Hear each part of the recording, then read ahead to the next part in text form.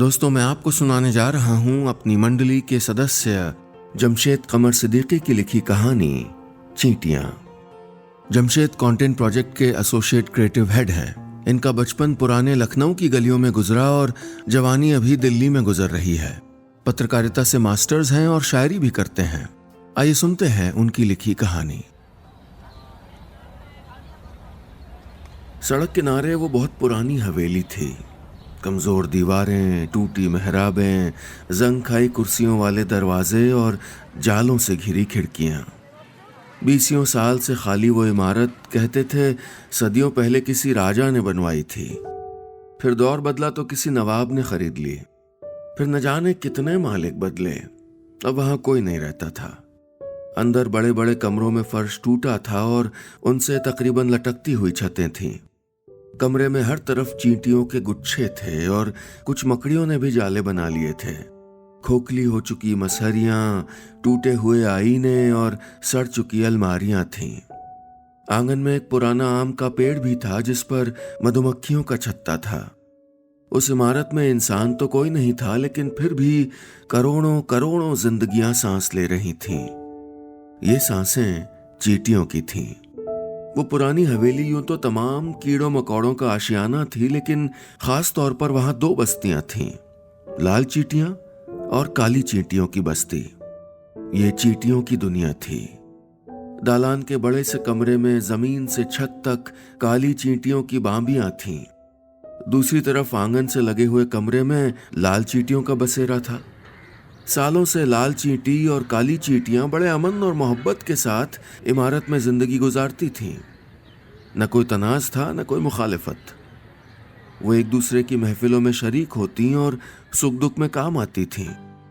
अक्सर कोई काली चींटी मुंह में चीनी दबाए लाल चींटियों के इलाके की तरफ आती दिखती। अरे बहन, लो मुंह मीठा करो, मेरी छोटी वाली चींटी की सगाई हो गई है। काली चींटी कहती तो कुर्सी के हत्थे पर चिपकी 3-4 लाल बुजुर्ग चींटियां खुशनुदगी से कहती, अरे वाह वाह, मुबारक हो, लाओ लाओ। वैसे लड़का करता क्या है? सरकारी नौकरी है खाला। काली वाली बताती। सप्लाई डिपार्टमेंट में है, छत पे है पोस्टिंग। वीकेंड नीचे आता है। वहाँ जो परिंदे वगैरह खाना छोड़ जाते हैं ना, उनको नीचे लाने की ड्यूटी है। आइएगा जरूर शादी में। अरे बिल्कुल, घर वाली बात है। कोई काम वाम हमारे लायक हो तो बेझिझक बताना।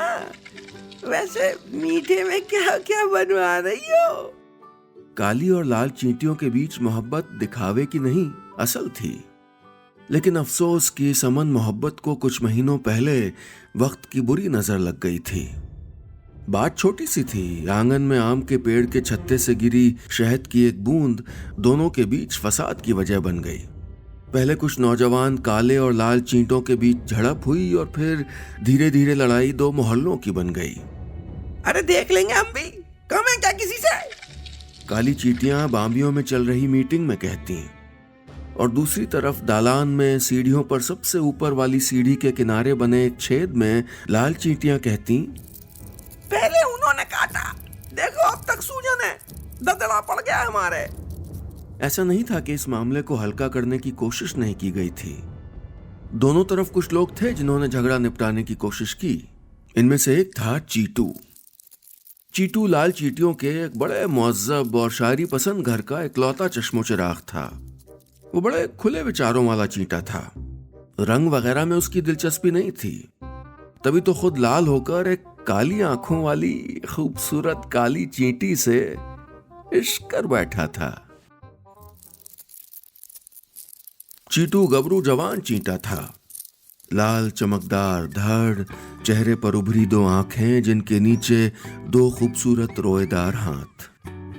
बाकी पीछे के 4 पैरों में अलग अलग रंग की मिट्टी लगाए जब वो कॉलोनी से निकलता था तो बिलों से झांकती जाने कितनी लाल चींटियां आहें भरते हुए नस काट लेती थीं।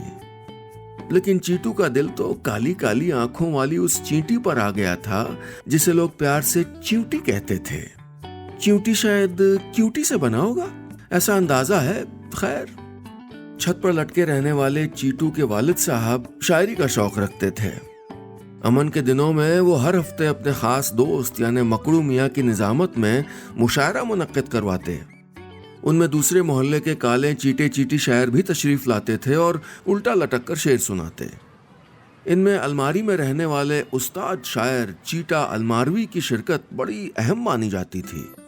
हालांकि मकड़ू मियाँ जो खुद भी लाल थे, उन्हें काले चीटा अलमारवी कुछ खास पसंद नहीं थे। शमाए महफिल चीटा अलमारवी के सामने की जाए। छत से जाला पकड़कर लटके मकड़ू मियाँ अनाउंस करते। चीटा अलमारवी कहते, ताजा गजल के चंद शायर पेश कर रहा हूँ, मुलायजा फरमाइए। अर्ज किया है, चींटी चढ़ी पहाड़ पर मरने के वास्ते। वाह वाह, क्या मिसराए उला उठाया, भाई वाह भाई वाह। पुराने बिस्तर से खटमल खालू निकलकर कहते तो मकड़ू बुदबुदाते, इतना खास भी नहीं है, शुक्रिया। चींटा अलमारवी आगे पढ़ते, चींटी चढ़ी पहाड़ पर मरने के वास्ते और अब्बा लाते हैं चीनी मेरी अम्मा के वास्ते। हमारे हीरो चीटू को शायरी से जरा भी लगाव नहीं था। उसे तो बस इश्क का बुखार था। रोज मिट्टी में मुंह रगड़कर दोस्तों के साथ दीवार पर रेंगते हुए, आईने के पीछे से गुजरकर, रोशनदान पार करते हुए वो चींटियों के मोहल्ले में पहुंच जाता। एक बिल के बाहर रुककर चींटी की झलक का इंतजार करने लगता। थोड़ी देर बाद सफाई के बहाने चींटी बिल के बाहर आती। मुंह में बुरादा लिए वो बड़बड़ाती, पूरा दिन सफाई करो तब भी कम है, 6 पैरों में जाने क्या क्या बाहर की गंदगी लगाए सब अंदर चले आते हैं, उफ थक गई। कहते हुए बड़ी अदा से गर्दन झटक कर चीटू को मुस्कुरा कर देखती। चीटू जीने की खुरदुरी जमीन पर खुशी के मारे उल्टा लेट के मचलने लगता। चीटू और चींटी की मोहब्बत की खुशबू हर तरफ फैल रही थी और इसकी भनक आहिस्ता आहिस्ता सबको हो गई थी। दबे लफ्जों में बातें होने लगी थीं। चीटू के वालिद के खास दोस्त मकड़ू मियाँ जो लगाई बुझाई में आगे थे, उन्होंने खबर फैला दी। अब बरामदे में टूटे फूटे हुक्के के तले के नीचे बैठे कुछ बुजुर्ग लाल चींटे खांसते हुए कहते, बताइए साहब, बकौल मकड़ू मियाँ शायर साहब का बेटा काली चींटियों के मोहल्ले में चक्कर लगा रहा है। अरे 4 कीड़े सुनेंगे तो क्या इज्जत रहेगी हम लाल चींटियों की। दूसरी तरफ वो पुराने चींटे जिनके पंख निकल आए थे कहते, अरे भाई तुम लोग तो यहीं पड़े रहते हो, हमारा तो बाहर आना जाना होता है, हमसे पूछो, हर तरफ थू थू हो रही है। इस सब के बावजूद अब तक तो चींटू और चींटी को अपनी मोहब्बत पे भरोसा था, लेकिन जब से काली चींटियों और लाल चींटियों के बीच झगड़ा बढ़ गया था, उनकी इश्क की गाड़ी पर भी ब्रेक लग गया था। नहीं चीटू, अब ये हरगिज मुमकिन नहीं। एक दोपहर बिल के छेद में चीटू के वालिद साहब की आवाज गूंज रही थी, चींटी अच्छी लड़की है, हमें पसंद है, लेकिन हमें इसी समाज में रेंगना है बेटा। नहीं, चीटू चीखा, हम इस कमजोर समाज के लिए अपनी आरज़ुओं का सौदा नहीं करेंगे। चीटू हद में रहो। उसके वालिद साहब भी चीखे, चींटी इस घर में लाल पत्तियों की पालकी पर दुल्हन बनकर नहीं आएगी, ये मेरा हुक्म है। चीटू ने वालिद साहब की आंखों में देखा और बोला, तो देखते हैं एक जालिम चीटे का हुक्म जीतता है या एक आशिक चीटे का इश्क। इसके बाद बाप बेटे के बीच खामोशी की लंबी खाई पसरती चली गई, जिसमें न जाने कितने एहसास, कितने लम्हे सब दफन हुए जा रहे थे। दोनों फर्श पर रेंगते वक्त एक दूसरे के सामने पड़ते तो ठहर कर रास्ता बदल देते। खैर दिन गुजरते रहे, लेकिन एक शाम चीटू को पता चला कि लाल मकड़ू मियाँ और काले वाले चीटा शायर चीटा अलमारवी में झगड़ा हो गया। बात मोहल्ले की लड़ाई में तब्दील हो गई। वो बिल से बाहर आया तो मंजर देखकर पैरों तले दीवार खिसक गई। दीवार पर कील से लटकी पुरानी पेंटिंग के पीछे तमाम लाल चींटे चींटियां जमा थीं।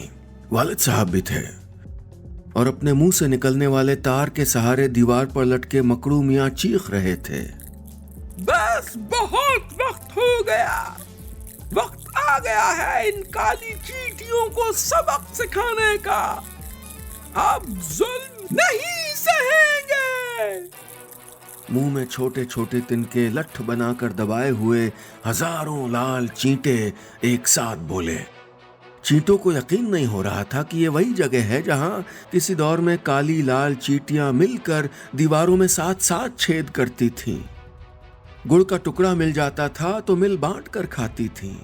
और आज हालात कितने बदसूरत हो गए थे। चीटू समझ गया कि माहौल बिगड़ने वाला है। फौरन दीवार के सहारे आंगन की तरफ चल दिया। सीढ़ियों के पीछे काली चींटियों के इलाके की तरफ वो बदहवास रेंगता जा रहा था। हड़बड़ी में रोशनदान के रंगीन शीशे से फिसल कर गिर गया। फिर उठा और उसने ड्योढ़ी के पीछे से शॉर्टकट लिया। वो काली चींटियों को खतरे से आगाह करने के लिए जब वहां पहुंचा तो हैरान रह गया। वहां हजारों काली चींटियां पहले से जमा थीं। एक काली मकड़ी जिसका नाम मकड़ा मामू था, बिल्कुल लाल मकड़ू मियां की तरह चीख रही थीं। आखिर हम कब तक बर्दाश्त करेंगे, कब तक? दोस्तों, ये वक्त आर या पार का है। जाओ सब लोग जहर का मंजन कर लो। ऐसा काटेंगे कि सूज कर मुंह धड़ सब एक हो जाएगा। नमक के ढेले हाथ में ले लो और तिनके लठ बना के मुंह में दबा लो। सभी काली चींटियां एक सुर में चिल्लाईं। हाँ, हम मंजन करके आए हैं, हम काटने को तैयार हैं। उस पुरानी इमारत में सन सन की हवाएं एक भीषण युद्ध की आहट की तरह गूंज रही थीं। वो होने वाला था जो ना होता तो बेहतर था। ठहरिए आप लोग, चीटू ने चीख के कहा तो हजारों काली चींटियां पलट के उसको देखने लगीं। ये किस बात का गुस्सा है आखिर, है? उसने पूछा तो दीवार से लटकते मकड़ा मामू बोले, हमारे बुजुर्ग शायर जनाब चीटा अलमारवी का गिरेबान फाड़ दिया लाल चीटों ने। बताइए, अरे हिम्मत कैसे हुई? चीटू की नजर बिल से झांक रही चींटी पर पड़ी। आज उसकी गोल गोल उभरी आंखों में आंसू भरे थे।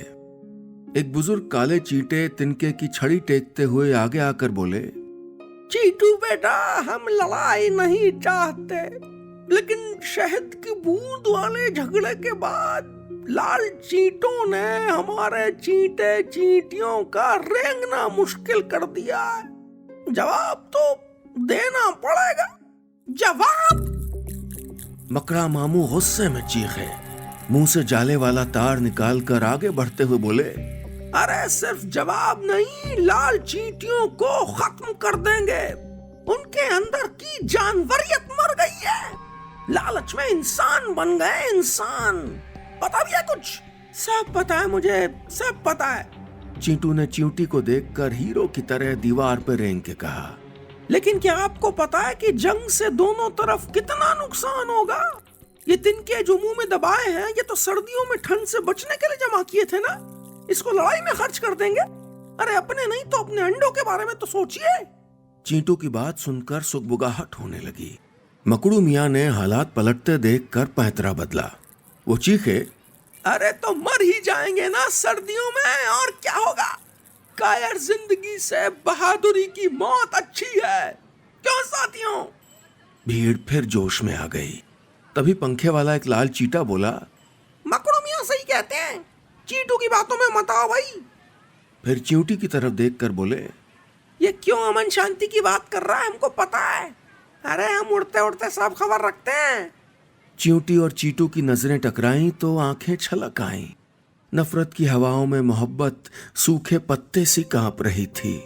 याद आ रहा था कि कैसे पिछली बारिश में काली चींटियों के घरौंदों में पानी भर जाने पर लाल चींटियों ने अपने बिलों में पनाह दी थी, और लाल चींटियों को छत पे सड़े सेब का टुकड़ा मिला था तो कैसे उन्होंने काली चींटियों के साथ दावत उड़ाई थी।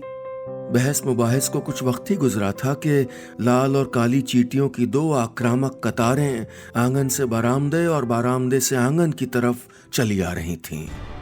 एक दर के पास दोनों टकराईं और मार काट मच गई।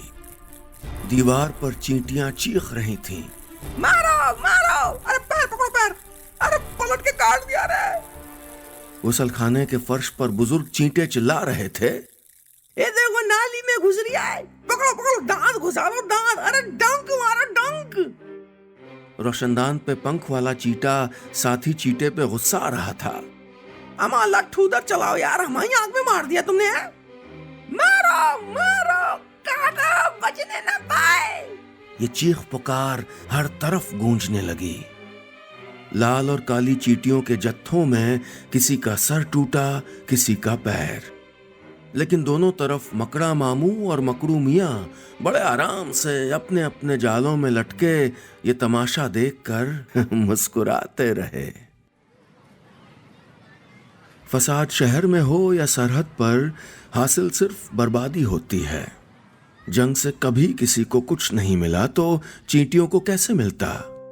इमारत में जिस दीवार पर नजर जाती लड़खड़ा कर रेंगती या दीवार पर चलते चलते गिर जाती चींटियां दिखती।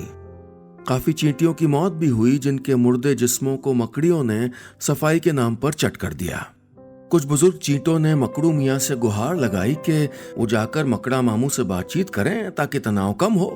मकड़ू मुंह से निकलते रेशम जैसे तार के सहारे लटक कर बोले, दिमाग खराब है क्या? अरे मेरी 8 पैर की जूतियां भी ना जाएं कभी उससे मिलने। और मैं तो क्या, अब से कोई भी चींटी गैर रंग की चींटी से नहीं मिलेगी, यही कानून है। नुकसान सभी का हुआ था, लेकिन चीटू का कुछ ज्यादा हुआ था। हफ्ते गुजर गए थे चींटी का दीदार किए। वो रुकी हुई पेंडुलम घड़ी पर बैठा पुराने दिन याद करता। कैसे वो चींटी के पीछे पीछे छत की प्रणाली से नीचे उतरता था। वो रुककर हंसती और इतराते हुए कहती, बदमाश, पीछा करते हो, शर्म नहीं आती? चीटू सर खुजाते हुए कहता, चीटा हूँ, कतार में चलने की आदत से मजबूर हूँ। चींटी की हंसी उसके कानों में गूंज रही थी। यादें हावी होने लगी तो उसने चींटी से मिलने का फैसला किया, खटमल खालू की मदद से। सुनिए खटमल खालू, एक काम था। अरे बिस्तर से बाहर आइए भाई। नहीं नहीं, काटना नहीं है किसी को। चीटू ने खटमल खालू से मदद मांगी और उनके जरिए चींटी तक मुलाकात का मैसेज पहुंचा दिया। प्लानिंग कामयाब रही। रात को चीटू और चींटी छज्जे पे उगी घास के पीछे एक दूसरे का हाथ पकड़े बैठे थे। तुम्हारे पापा नहीं मानेंगे चीटू, इस रिश्ते का अब कोई फ्यूचर नहीं है। चींटी आंसू बहाते हुए बोली तो चीटू ने अपने सर से उसका सर रगड़ते हुए कहा, घबराओ मत, कोई रास्ता जरूर निकलेगा। ये नफरत आज नहीं तो कल कम होगी। छोड़ो ये सब, देखो मैं तुम्हारे लिए फंगस लाया हूँ, तुम्हें पसंद है ना? चींटी मुस्कुराई। दोनों पत्तों के पीछे हाथ थामे देर तक बैठे रहे। अरे एक मिनट चींटी, वो देखो, वो क्या है? चीटू ने हड़बड़ा के कहा तो चींटी चौंकते हुए बोली, क्या, कहाँ, किधर? अरे वो देखो, मकड़ू मियाँ इतनी रात में कहाँ चले जा रहे हैं? दोनों ने देखा कि रात के वक्त जब सारी चींटियां बिल में थीं तो मकड़ू मियाँ जाला बनाते बनाते कहीं चले जा रहे थे, चोर की तरह दाएं बाएं देखते हुए। कुछ तो गड़बड़ था। चीटू ने पीछा किया तो जो हकीकत दिखी वो चौंकाने वाली थी। पीछे वाली दीवार पर बने ताक पर मकड़ू मियाँ और मकड़ा मामू साथ बैठे हाथ मिला रहे थे। हमारे जाल में फंस गई चींटियां। मकड़ा मामू ने कहा तो मकड़ू मियाँ भी बोले, चाल कामयाब रही, बस 1-2 फसाद और हो जाए तो इतनी मरी चींटियां मिल जाएंगी कि सर्दी कट जाएगी। चींटू और चींटी की उभरी आंखें और उभर आईं। कभी सोचा भी नहीं था कि साजिश इतनी घिनौनी होगी। इस साजिश का पर्दाफाश जरूरी था, लेकिन इसके लिए उनको मदद चाहिए थी। और ऐसे में उनको याद आए अलमारी में रहने वाले उस्ताद शायर चींटा अलमारवी। अंधेरों के लिए अक्सर उजाला छोड़ जाते हैं। चींटा अलमारवी ने चींटू चींटी की बात सुनकर एक शेर पढ़ा। वो मकड़े हैं जहां जाते हैं, जाला छोड़ जाते हैं। अलमारी के पट पर चिपटे चीटा अलमारवी मुस्कुरा कर बोले, बस समझ लो इसी शेर में साजिश का पर्दाफाश करने का तरीका छुपा है। तुम लोग एक काम करो। उन्होंने चीटू और च्यूटी को बाकी की तरकीब समझा दी। प्लान पे काम शुरू हो गया था। सुनो सुनो सुनो, च्यूटी ने अगली शाम मोहल्ले में ऐलान किया, काली चींटियों को इत्तला की जाती है कि कल सभी कूड़े के ढेर के पास तशरीफ लाएं। बहुत अहम बातचीत होगी। ऐसा ही ऐलान चीटू ने भी किया। मकड़ा मामू और मकड़ू मियाँ की नजर में शक गहरा रहा था। दोनों की रात जाल पर लटके लटके करवटों में बीती। अगली सुबह दोनों तरफ की चींटियां जब तय जगह पहुंची तो चीटू और च्यूटी एक टूटी हुई ईंट पर चढ़ गए। च्यूटी बोली, दोस्तों, हम इस पुरानी इमारत में हमेशा अमन से रहे, साथ रहे, लेकिन सोचिए एक दूसरे के खिलाफ ये जहर कौन भर रहा है? किसने आपको बताया कि दूसरी चींटियां आपकी दुश्मन है? सबने पलटकर मकड़ू मियाँ और मकड़ा मामू को देखा जो जाला पकड़े लटके थे। चींटू ने आगे रेंग कर कहा, हमेशा साथ धूप सेकते थे आप लोग, एक दूसरे के अंडों का ख्याल रखते थे, मौत मिट्टी में एक दूसरे को खींचते हुए कांधा देते थे। सब भूल गए? क्यों? किसने समझाया कि दूसरी चींटियों से मत मिलो? दीवार से लटके दोनों मकड़ों की तरफ देख के कहा, उन्होंने जो खुद चोरी छिपे मिलते हैं और साजिश करते हैं। भीड़ में शोर होने लगा। हैं? ये क्या बोल रहा है चीटू? ए चीटू, बकवास मत करो। तभी मकड़ा मामू लटके लटके चीखे, मैं कब गया मकड़ू से मिलने? हैं? इल्जाम मत लगाओ, नहीं तो एक बार में 8 लपड़ मारता हूं मैं। सबूत है कोई?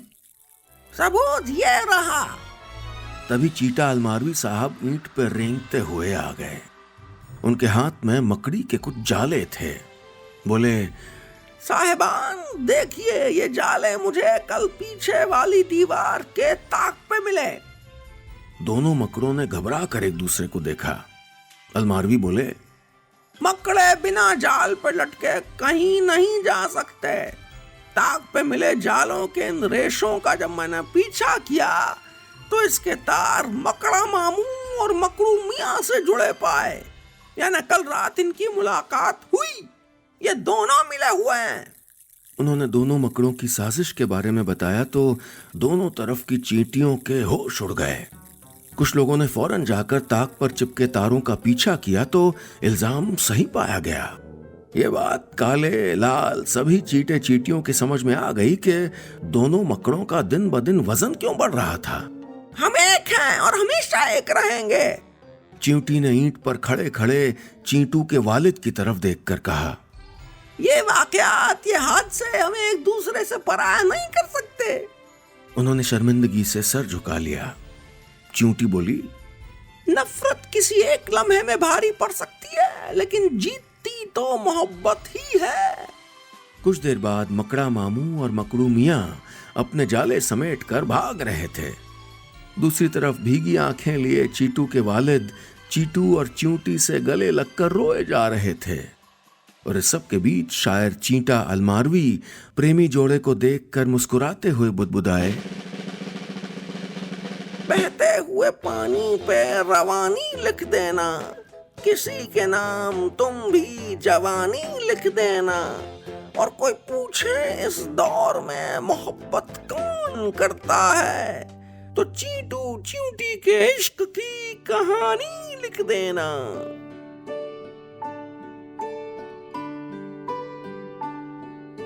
बस इतनी सी थी ये कहानी।